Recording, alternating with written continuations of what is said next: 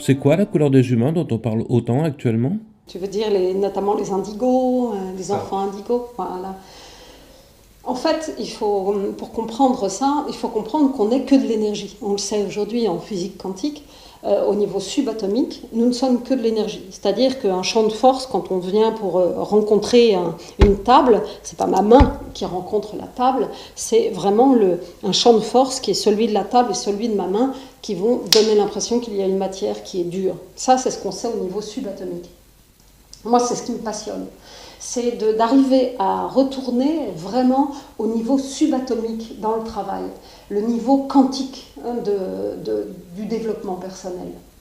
Et donc, comme les humains ne sont que de l'énergie, que de la lumière, on pourrait dire, effectivement, en fonction de ce qu'est un humain, donc un humain, c'est avant tout une trinité, si je puis dire, c'est-à-dire une âme qui s'est incarnée dans un corps et avec un mental très puissant qui va se développer avec la personnalité.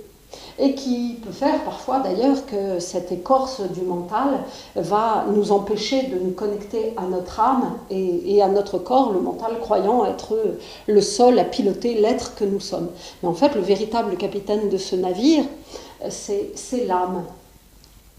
L'âme, elle, ne meurt jamais. L'âme, elle se réincarne au travers du temps. Et maintenant, on le sait aussi, en tout cas ça fait partie des choses qui m'ont été transmises, donc c'est ma vérité, je ne l'impose à personne. Sentez-la, accueillez-la si vous sentez qu'elle vous fait du bien et marchez avec moi sur ce chemin. Mais une des grandes découvertes que j'ai pu faire, c'est que le corps, lui non plus, ne meurt pas. C'est-à-dire que le corps va mourir dans l'apparence de ce qu'il est, voire même être détruit dans l'apparence de ce qu'il est, mais ce qu'on appelle le souffle de vie, l'énergie qui habite le corps, donc le chi du corps, lui non plus ne meurt jamais.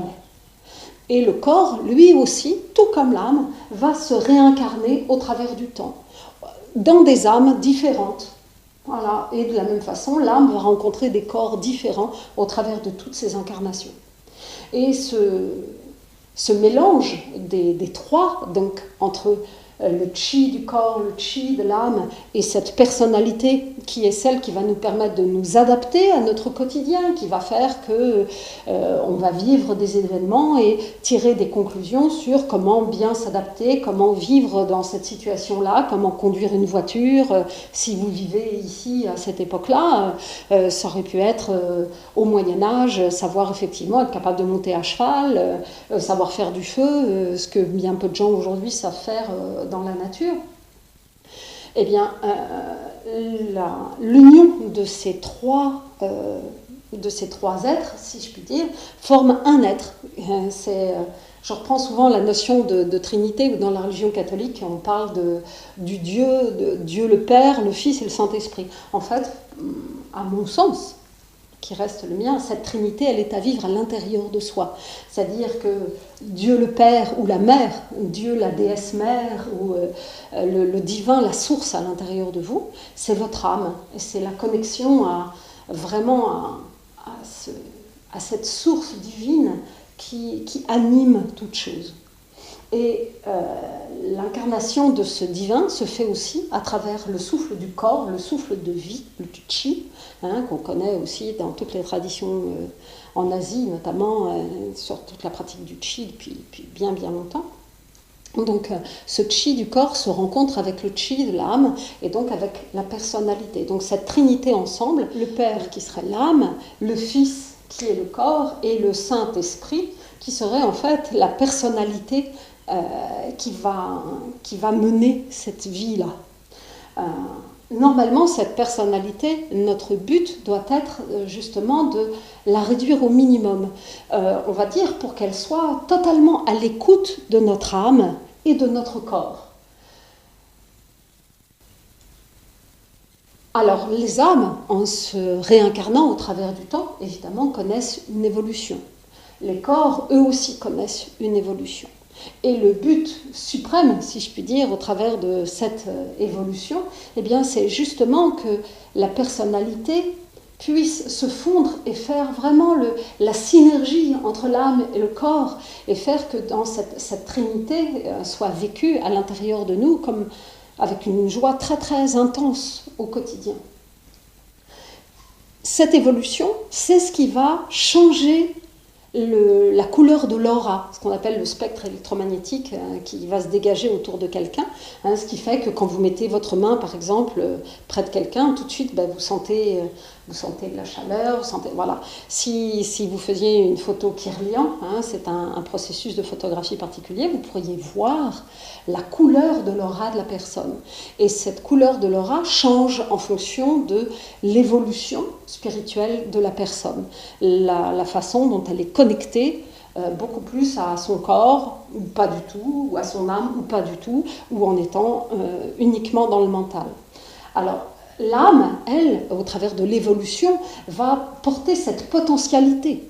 Le corps, au travers de son évolution, va aussi porter cette potentialité.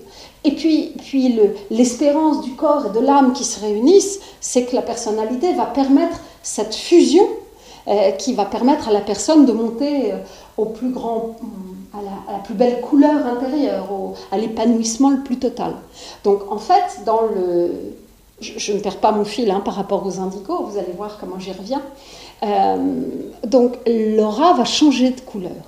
On va dire qu'avant, les gens étaient d'une couleur assez grise, assez neutre, avec une aura assez petite. Sauf évidemment pour des gens qui étaient déjà, qui au travers de leur vie, avaient su tirer la quintessence de ce qu'ils vivent.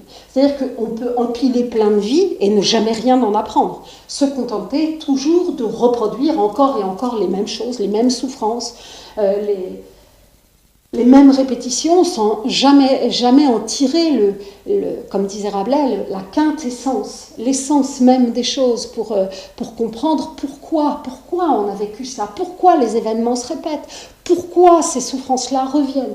Et c'est en décodant ce type de choses qu'en fait on va évoluer. Souvent vous avez dû d'ailleurs remarquer que quand vous rencontrez des gens qui ont beaucoup souffert, c'est comme si vous sentez que leur cœur est plus grand, qu'il y a quelque chose, vous sentez quelque chose qui vous accueille chez ces personnes. Le charisme, voilà, c'est cela. Ce charisme qui se dégage et qui fait qu'avec cette personne, vous avez l'impression de la connaître depuis toujours. Comme si vous pouviez aller vous blottir dans son énergie. Eh bien, ces gens-là, ces personnes qui ont pu être comme Bouddha, Jésus, Mahomet, tous ceux qui ont été de grandes femmes et de grands hommes par rapport à cette guidance, comme Lala par exemple, dans les maîtres tantriques, eh bien, ces personnes-là ont développé une couleur différente dans leur aura. Donc nous allons voir maintenant, justement, comment, en fonction de cette évolution de l'âme et du corps, avec la personnalité, eh bien cette aura va changer de couleur pour passer par le développement de couleurs particulières qui vont l'amener à rencontrer de nouvelles difficultés. Un peu comme si dans un jeu, vous augmentez la difficulté, mais c'est parce que vous en avez la capacité. On ne rencontre que les difficultés qu'on est capable de résoudre. Donc nous allons voir maintenant quelles sont les différentes couleurs et comment on en est venu à parler des enfants indigos.